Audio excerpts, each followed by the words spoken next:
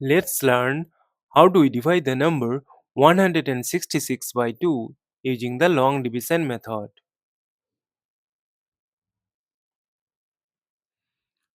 See that 1 is less than 2, so we will consider the number 16. We know that 2 times 8 is equal to 16. Subtract, we get 0. Now this 0 is less than 2, so we will bring down this adjacent 6 here. Look that this is the number 6. So we will remove this 0. And we know that 2 times 3 is equal to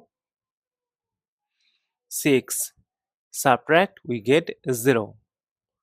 Now see that we have no number to bring down here. And we have got the number 0. So we will stop. Therefore, 166 divided by 2 is equal to 83. And this is our final answer.